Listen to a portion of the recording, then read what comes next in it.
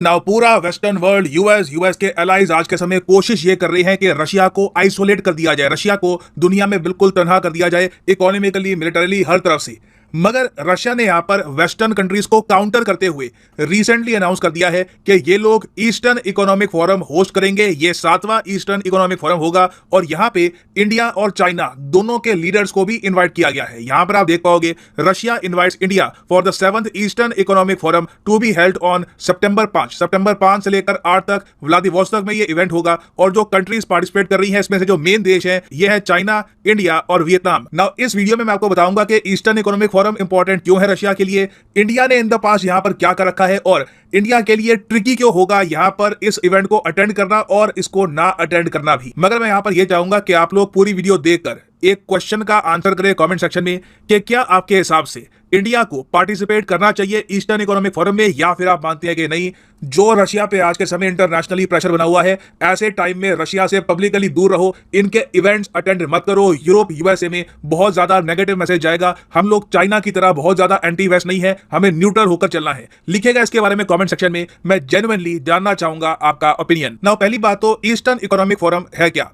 Russia की आप अगर आबादी देखोगे तो इनकी 80 to 90% आबादी आपको मिलेगी इस रीजन के करीब, मतलब कि यूरोप की साइड में, ठीक है, यहीं पर इनकी मेन आबादी है। जितना आप ईस्ट को जाओगे, जितना आप जापान की साइड जाओगे, वहां पे आबादी आपको रशिया की कम मिलेगी क्योंकि यहां पर सर्दी बहुत पड़ती है, एग्रीकल्चरल लैंड है नहीं, हिस्टोरिकली कभी यहां पर पॉपुलेशन जरा बसी भी नहीं। तो जिस तरीके से चाइना की पॉपुलेशन आपको पता होगी 90% आबादी रहती है चाइना की इस इलाके में, 10% रहती है यहां पर। सेम रशिया का उल्टा केस है, रशिया की 90% आबादी रहती है यहां पर और रफली 10% रहती है बाकी इस पूरे एरिया में। तो ईस्टर्न रशिया को डेवलप करने के लिए व्लादिमीर पुतिन ने एक इनिशिएटिव स्टार्ट किया, इसका नाम था ईस्टर्न इकोनॉमिक फोरम। इसके under Japan, China, India, various ASEAN countries को रशिया ने इनवाइट किया और यह कहा कि देखिए इकोनॉमिक अपॉर्चुनिटीज ईस्टर्न रशिया में बहुत ज्यादा है, यहां पर निवेश करिए, नेचुरल गैस, ऑयल, इसकी खोज करिए, आप प्रॉफिट कमा सकते हैं। यह इनिशिएटिव स्टार्ट हुआ था 2015 में और मुझे याद है इनिशियली जब यह इनिशिएटिव स्टार्ट हुआ तब उस वक्त के जापान के प्रधानमंत्री शिंजो आबे भी यहां पर गए थे। अब कितनी अजीब बात है, तब से लेकर अब तक 2022 में अगर हम देखें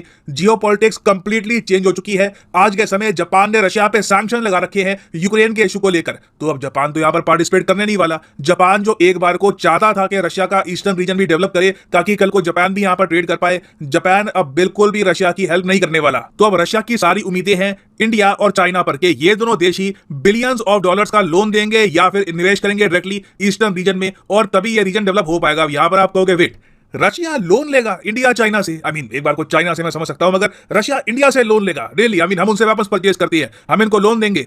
देखिए हम इनको लोन दे चुके हैं और रशिया आज के समय और ज्यादा लोन एक्सपेक्ट करता है भारत से। समझाता हूं आपको, जब 5वां ईस्टर्न इकोनॉमिक फोरम हुआ था तब पीएम मोदी को भी यहां पर इनवाइट किया गया था और पीएम मोदी यहां पर गए थे। आप देख पाओगे पीएम मोदी की उस वक्त की ट्वीट है 2019 की, ये यहां पर स्पीच दे रहे हैं ईस्टर्न इकोनॉमिक फोरम में, रशिया में है यहां पर पीएम मोदी। पीछे आप देख पाओगे व्लादिमीर पुतिन आपको दिखेंगे, जापान के जो पीएम है ये भी आपको दिखेंगे। पीएम मोदी ने ये कहा कि ये बिल्कुल सपोर्ट करते हैं पुतिन का ये इनिशिएटिव और ये चाहते हैं कि ईस्टर्न रशिया ज्यादा डेवलप हो। और पीएम मोदी ने यहां पर यह भी अनाउंस किया कि इंडिया लोन ऑफर करेगा $1 बिलियन का, मतलब कि आज के समय अगर आप कन्वर्ट करें तो रफली 8,000 करोड़ रुपए का लोन इंडिया ने ऑफर किया था रशिया को। ऑफकोर्स ये एक लाइन ऑफ क्रेडिट है, इसका मतलब ये है कि $1 बिलियन का सामान रशिया इंडिया से परचेज कर सकता है डायरेक्टली और इसकी पेमेंट इनको इमीडिएटली करने की जरूरत नहीं है, आराम आराम से किस्तों में पेमेंट कर सकते हैं। तो रशिया ऑब्वियसली ये जाएगा पहली बात तो कि इंडिया जो ये लोन अमाउंट है ये ज्यादा इंक्रीज करे या फिर इंडिया मैसिव इन्वेस्टमेंट्स अनाउंस करे रशिया के ईस्टर्न रीजन में। रशिया ऑलरेडी चाहता है कि इंडियन कंपनीज रशिया में एंटर करे, ये बात ऑलरेडी पुतिन कह चुके हैं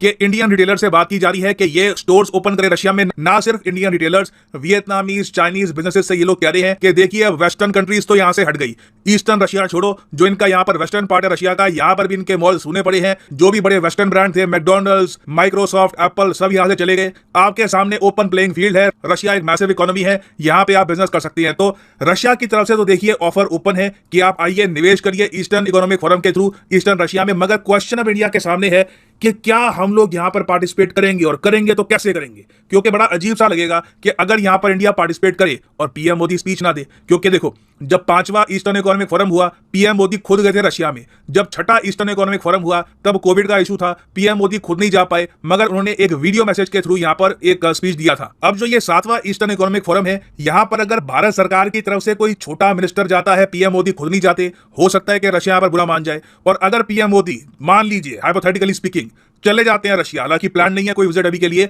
या फिर अगर पीएम मोदी रशिया जाते हैं या फिर ईस्टर्न इकोनॉमिक फोरम में एक वीडियो कॉन्फ्रेंसिंग के थ्रू एक मैसेज सेंड करते हैं, तो डेफिनेटली यूरोप और यूएसए में भारत की आलोचना होगी। कहा जाएगा कि आपने यूक्रेन का इशू क्यों नहीं उठाया, आपने ये यहां पर क्यों नहीं कहा कि रशिया जो यूक्रेन में कर रहा है ये गलत है। तो सितंबर का महीना मैं आपको बता दूं बहुत न्यूज में रहेगा, और जियोपॉलिटिकली इंडिया के सामने एक बहुत ही डिफिकल्ट डिसीजन है कि ईस्टर्न रशिया में जो ये फोरम होगा इसको अटेंड करे या फिर ना करे। क्या पीएम मोदी व्लादिवोस्तोक जाएंगे या फिर यहाँ पे वर्चुअली भी इस कॉन्फ्रेंस को अटेंड करेंगे या नहीं, ये देखना होगा। ऑफ कोर्स ये एक न्यूज एंड डेवलपमेंट है, इसमें कोई नई डेवलपमेंट्स होती है, नई न्यूज आती है तो मैं अपडेटेड वीडियो बाद में ले आऊंगा।